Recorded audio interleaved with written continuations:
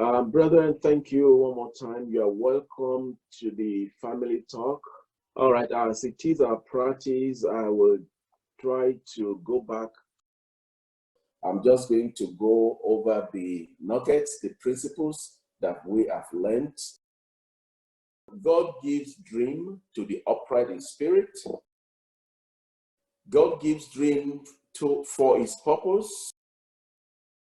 God situates you among people who will help you with your dream. Share your dream with those who understand it. Do not wait for people's approval of your dream to pursue it. God uses people around you to confirm your dream. Despite disapprovals, do not lose sight of your dream. Believe in yourself and believe in your dream. Opposition might be the impetus you need to forge ahead with your dream. If you can discern it, you will wait for it. If you can figure it out, you will, with patience, repay antagonism with love. Antagonism is bad, but good for you. Good for Jesus Christ, good for Leah, and it's good for you.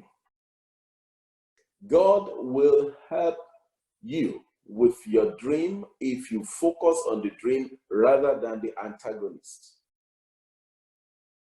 God gives dreams. He follows through. He will help you. Do not be intimidated by obstacles. Now, whatever you do healthily. Be consistent in what you do, because therein you will find your path to breakthrough. Keep going. Your help will show up in the course of your perseverance. All things work together for good to those whose dreams are God-centered. No one can kill your dream but you. God causes everything to work for the good of those whose dream glorifies him. God will give you special favor in the presence of your enemies. Your dream will speak. Be dream driven. Your dream is your blueprint to success. You will never reach your destination if you stop to throw stones at every dog that barks. Do not be complacent. If you summon up the courage to begin, you have the spirit within you to prevail. You can still become who you might have been. To thrive, retain your heart in your dream and your dream in your heart. Whoever says you can't is too afraid you will. Better to be a live dog than a dead lion. Perception is not always perfect. Hate no one, no matter what. A grateful heart magnetizes favor. Everybody may not be good always, but there is always something good in everybody. God can use decisions made by the adversary to mar you, to make you. There is something interesting about the pit. It compels you to look up. Fear can entrap. Good disposition is like sunbeams. They shine out of the face. Attitude is little but makes the big difference. A man may be stripped of everything but his dream. You are made by the attitude you bring into life, not what life brings to you. Your attitude is your settled way of thinking, of feeling about someone or something. It's reflected in your behavior. Your attitude is how you relate to people and how you respond or react to situations or events.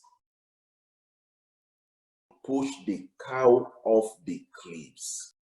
That was a story that was told about the man, the family, the monk, the brother, and the attitude. The attitude of a poor family who received a stranger into their home. They were hospitable and they provided food and comfort for strangers. And they had only one cow. At the end of the day, the following day, the cow died. And that changed their attitude. They did not see that at the end of everything in their life. What they did was they started to look inward, they started to look what else they could do, and they changed their career and what have you, and they became successful. Your progress is determined by how you perceive what happens to you. If you always do what you've always done, you will always get what you've always got. And lastly, we said if babies were to be afraid of falling, they would never have walked. Now, today, we're going to talk about integrity. We're talking about integrity. And integrity means moral uprightness. A person who maintains higher standards of integrity over what others may choose to do is destined for integrity.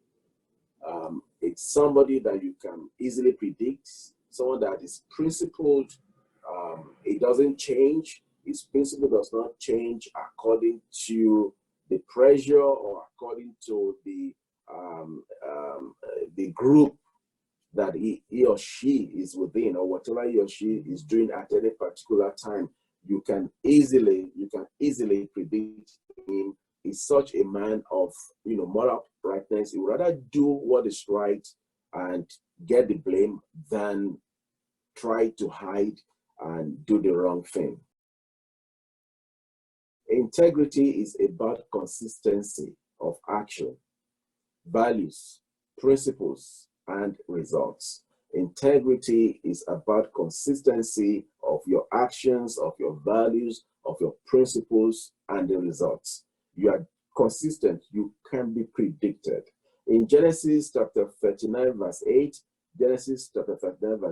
it says about Joseph, Joseph was working in the home of Potiphar, his master, and the wife of Potiphar asked him to sleep with her.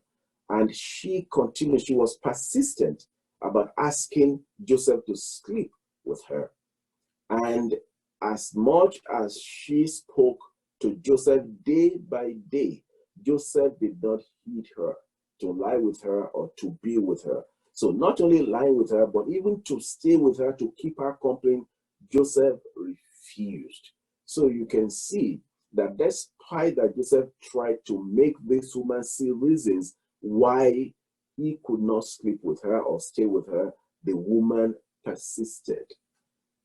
Joseph told her, my master does not know what it is with me in this house, and he has committed all that he has into my hands. I have authority in this house. What else do I not have in the house? There's no one greater in this house than I, Joseph, nor has he kept anything back from me. And you can see, because you are the wife. So how then do you expect me to do this wickedness and sin against God? Can't you reason? See, despite that Joseph tried to make this woman see reason, the woman persisted. And also, Joseph was consistent about his value, about his principle, about everything that he was saying. He kept explaining, no, it cannot be done. I can't do it. So that is what integrity is all about. We have to be consistent. We have to be consistent. Otherwise, there may be problem. If one is not consistent, if Joseph was not consistent with his principle, believing in what was right and what was wrong, because of the pressure from this woman, Joseph could have caved in. But because he was a man of integrity, he was able to resist the woman. Power puts integrity to test. Power puts integrity to test. Now, when you want to know if a man has integrity or not, give that person power. When he has power, then we know whether that man is a man of, of integrity or not. Genesis 39, verse 8. But Joseph refused and said to his master's wife, "Look, my master does not know what is with me in the house, and he has committed all that he has into my hands. I have authority in this house. I have power in this house." Yet Joseph was able to show that he was a man of integrity. He could have done what he wanted to do, what she wanted him to do, and nobody will have known. And that is integrity. When you know that if you do what you want to do, nobody would know, yet you do not do it. That is what is called integrity. See, it's different from when you know that you might be found out, and because of that, you are afraid to do it. But if you know that even if you do it, nobody will get to know about it, and yet you refuse to do it, that is integrity. See, so Joseph's thoughts and action was based on highest standard of value rather than his personal gain. That is what is called integrity. When you look, you think about your value, what you value. Joseph will always speak about God. The scriptures tells us that God was with Joseph. That tells me that he was a man that was righteous before God. He was a man that feared God. He was a man that thought about God always. That was his principle. So there was nothing. He would not do anything for his personal gain. Joseph chose courage over comfort. That is integrity. If you see a man of integrity or a woman of integrity, is he or she is such a person that will always choose courage over comfort. Joseph will have known that it could cost him his life if he refused to do what the woman was asking him to do. But he summoned courage over comfort. He summoned righteousness over quick fun. He could have, had the fun and said, well, nobody would know about this. But because he was a righteous person, he was righteous, he was upright, he was able to persist with his refusal. That is what is called integrity. Power puts integrity to power, to test. Now, I'm going to tell us another story. I've come, in the few last year since we started the conference, Impact Conference. I've been able to read, a lot of books, and I've come across some stories. So this story also came in handy today, and I want to share this story with you. It is the story about an emperor, the emperor and his successor. So this emperor had no child, no children, and then he needed to choose a successor after him.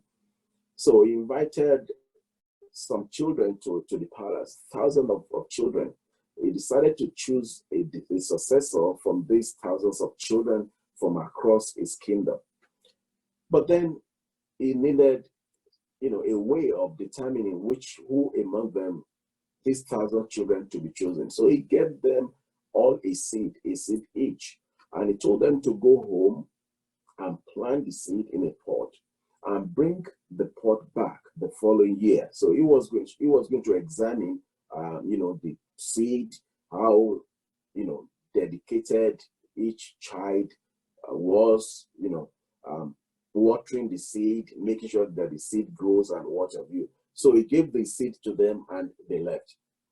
When they returned, in a year's time after, the emperor would then judge their efforts and choose his successor. Now, there was a boy among them. The boy's name was Ling, and he also received his own seat. So he took the seat home. His mother helped him to choose a good pot, and they put, the soil into the pot, and they planted the seed. And Ling watered the seed every day, and also all the other children watered the seed every day. Now, once a week, the children will come together, they will meet, they will compare their plants, and after a few weeks, they started to see signs of life in the pot. The week passed, and all the children continued to water their pots every day. And after a few months, the pot, really came to life. And some of them had trees growing, some of them had flowers, and some of them had leafy shrubs. So they were doing very well. And then a year passed, and it was time for them to return to the palace to show what had grown and for the emperor to decide on the new heir. Ling, that young boy, unfortunately returned to the palace with a barren pot. It was hard for him to go with a barren pot. And the moment they entered the palace, all the other children, they were looking at him. He looked at their pot. They had magnificent trees. They have trees with flowers, and they were wondering, they were looking forward to who among them the emperor was going to choose. And Ling, of course, was embarrassed. Ling was not happy with himself because, he had a pot without a tree. So they ridiculed him and what have you. Then the emperor came out and started to make his way through the crowd. He was looking at the plants. There were so many impressive trees, shrubs, flowers of all kinds were displayed. And of course, the boys were happy. They popped their chairs out and they tried to look regal as possible because, they've done well. They're just trying to see who among them the king was going to choose, maybe by height or by how many flowers that the trees has. Then the emperor came to Ling and he looked at the pot of Ling. Ling appeared to be a lazy boy. Does that mean that you did not water the plant or you were careless? What happened? So the emperor asked him, Ling, what happened here? And the guy, nervously explained, I water the pot every day, but nothing ever grew. And of course, the emperor continued. He was expecting and inspecting all other children, thousands of them. And finally, he finished with his assessment. Then he came back. Have courage to say no and have courage to tell the truth. Do the right thing because that is the right thing to do.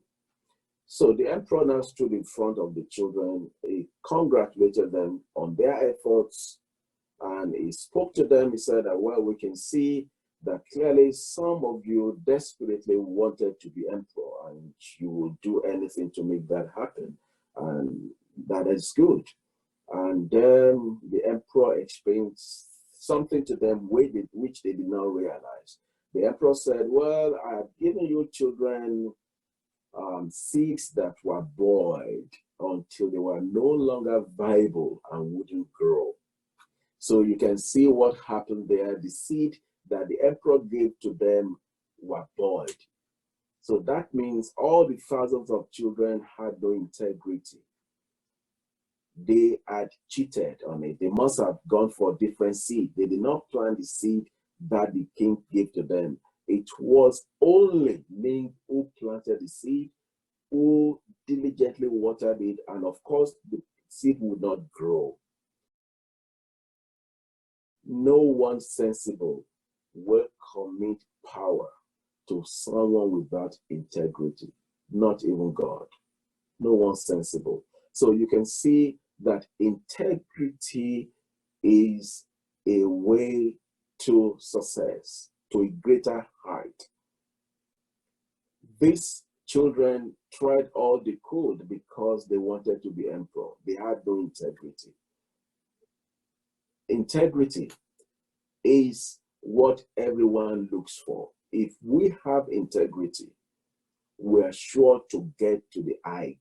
We are sure of fulfilling our dreams. Of course, in Genesis chapter 39, verse 21, it tells us that the Lord was with Joseph and showed him mercy, and he gave him favor in the sight of the keeper of the prison. Even when he was thrown into the prison, God was with him. Why? Because he was a man of integrity. He was a man of integrity. And of course, the keeper of the prison committed to Joseph's hand all the prisoners who were in the prison. Whatever they did there, it was his doing. The keeper of the prison did not look into anything that was under Joseph's authority, because the Lord was with him, and whatever he did, the Lord made it to prosper.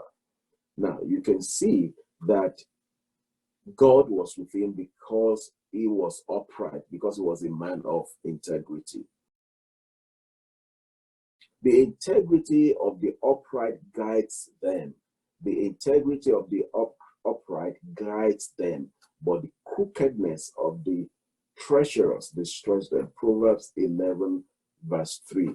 You can see that Joseph could have agreed to the woman's request, but so that he could remain in Potiphar's house as head slave.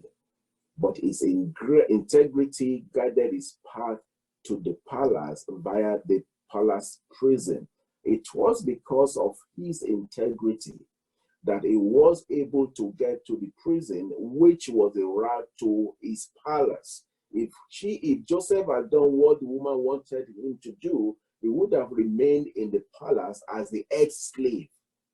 But because of his integrity guided his path, his steps to the prison, and of course to the palace. Don't be afraid to start over. It's a new opportunity to make it work. Don't be afraid to start over. It is a new opportunity to make it work. Now, in Genesis 39, verse 20, Joseph was thrown into the prison. The evidence that Potiphar's wife had against Joseph was again his garment.